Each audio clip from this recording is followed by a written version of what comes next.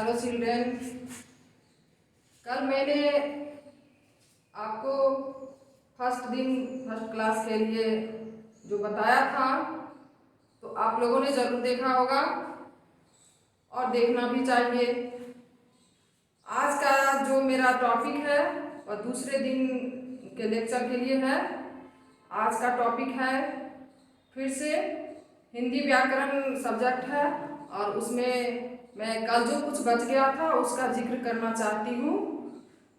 हिंदी व्याकरण में कल आप लोगों ने हिंदी व्याकरण की परिभाषा पढ़ा।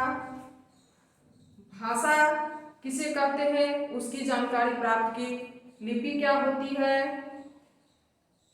और भाषा के कितने प्रकार होते हैं, इन सभी बातों की जानकारी आप लोगों ने प्राप्त की कल। और उसमें जो कुछ बातों का जिक्र नहीं हो सका वो मैं फिर से आज कर रही हूँ। आज सबसे पहले मैं व्याकरण की परिभाषा की चर्चा कल की थी और व्याकरण के 4 अंग माने गए हैं मुख्य रूप से, उसकी जानकारी मैं आज करा देती हूँ। व्याकरण के 4 मुख्य अंग माने गए हैं: वर्ण विचार, शब्द विचार, पद विचार और वाक्य विचार। अब वर्ण विचार किसको कहते हैं? तो वर्ण विचार में वर्णों के भेद, उच्चारण, वर्तनी आदि के बारे में अध्ययन किया जाता है, इसे ही वर्ण विचार कहते हैं। शब्द विचार किसको कहते हैं बच्चों? तो शब्द विचार में शब्दों की रचना, उत्पत्ति, भेद, लिंग, वचन आदि के बारे में अध्ययन किया जाता है, उसे ही शब्द विचार कहते हैं। पद विचार क्या होता है बच्चों? तो पद विचार वाक्य में प्रयुक्त शब्द व्याकरण के नियमों में बंध जाते हैं और पद के रूप में जाने जाते हैं। इनके बारे में व्याकरण के अंग पद विचार में अध्ययन किया जाता है। इसके बाद वाक्य विचार। वाक्य विचारों में वाक्यों की रचना, भेद, विश्लेषण, विराम चिन्ह आदि के बारे में अध्ययन किया जाता है। तो ये मुख्य रूप से व्याकरण के 4 अंग माने गए हैं। इसके बाद हल चिन्ह की चर्चा कल नहीं हो पाई थी, तो आज मैं इसके बारे में बता देना चाहती हूँ कि हल चिन्ह क्या होता है। अरहित व्यंजन लिखने के लिए एक तिरछी रेखा जिसे हल चिन्ह कहा जाता है। अरहित व्यंजन लिखने के लिए एक तिरछी रेखा हल चिन्ह कहा जाता है। जैसे कि यहाँ आप देख सकते हैं हल चिन्ह तिरछी रेखा में खींची गई है, उसे ही हल चिन्ह कहा जाता है। वो जो है हल चिन्ह अरहित व्यंजन लिखने के लिए हल चिन्ह का प्रयोग किया जाता है। जैसे हो गया क में हलंत लगा दिए तो ये अरहित व्यंजन हो गया, अरहित व्यंजन, अ से रहित हो गया। और इसमें नहीं है यानी कि स्वर नहीं है, इसमें स्वर को हटा दिया गया। जैसे ही हल चिन्ह लगेगा तो अ से रहित हो जाएगा, असहित नहीं हुआ और रहित हो गया, यानी स्वर को हटा दिया गया। तो समझ गए बच्चे? हल चिन्ह किसको कहते हैं? अरहित व्यंजन लिखने के लिए एक तिरछी रेखा लिखते हैं जिसे हम हल चिन्ह कहते हैं। अब है स्वर के भेद। स्वर के बारे में कल चर्चा हो चुकी थी कि स्वर किसको कहते हैं। वर्ण के भेद में हम लोगों ने पढ़ा था कल कि वर्ण के 2 भेद होते हैं, स्वर वर्ण तथा व्यंजन वर्ण। फिर स्वर वर्ण के भेदों की चर्चा नहीं हो पाई थी, तो इसीलिए मैं आज उसके भेदों के बारे में बता देना चाहती हूँ। स्वर के 2 भेद होते हैं, 3 भेद होते हैं: हरस स्वर, दीर्घ स्वर और क्लुत स्वर। हरस स्वर, दीर्घ स्वर, हरस स्वर, दीर्घ स्वर और क्लुत स्वर।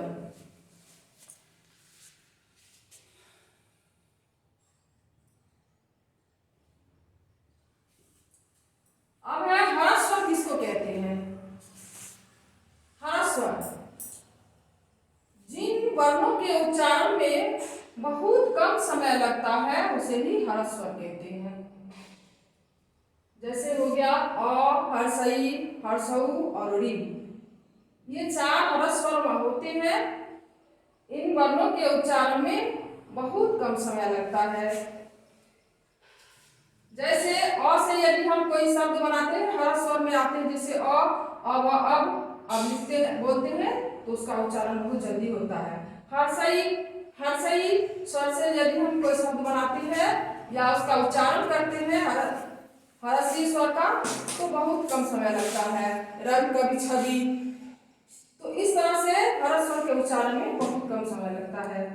री, री से ऋषि जैसे बोलते हैं तो इसमें बहुत कम समय लगता है।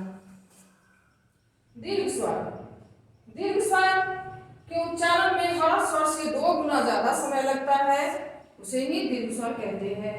दीर्घ स्वर जैसे दीर्घ स्वर हो गए आ, दीर्घई, दीर्घऊ, ए, ऐ, ओ और औ। ये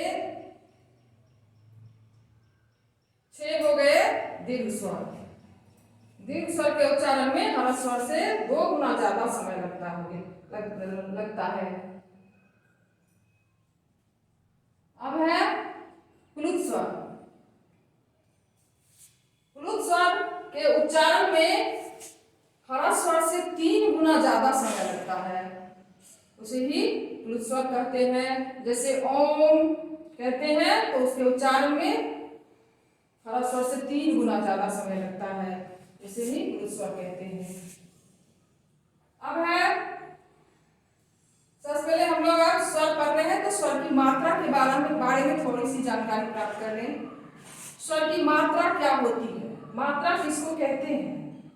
तो बच्चों, जब व्यंजन के साथ स्वर जुड़ता है तब वह अपना रूप बदल लेता है।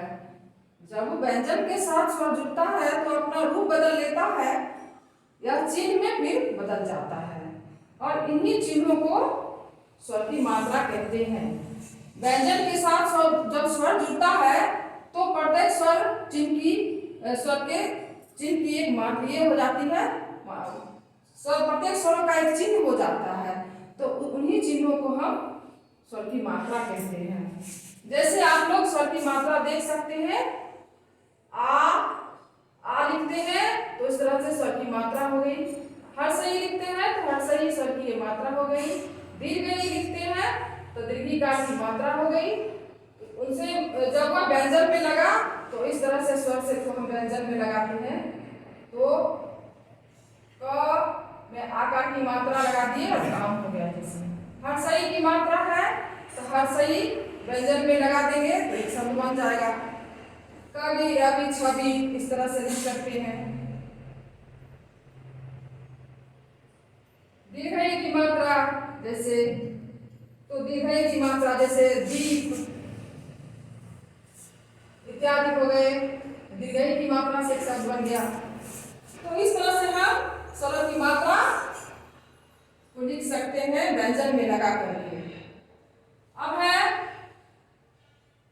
वर्ण विन्यास, वर्ण संयोजन। वर्ण को किस तरह से हम लोग अलग करके लिखते हैं और किस तरह से जोड़ करके एक शब्द बना देते हैं, इसके बारे में हम लोग आज कुछ जानकारी प्राप्त करें, चर्चा करें।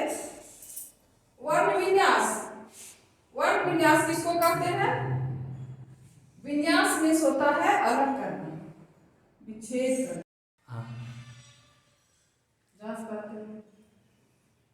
अब हम लोग वर्ण विन्यास के बारे में जानकारी प्राप्त करेंगे। वर्ण विन्यास क्या होता है?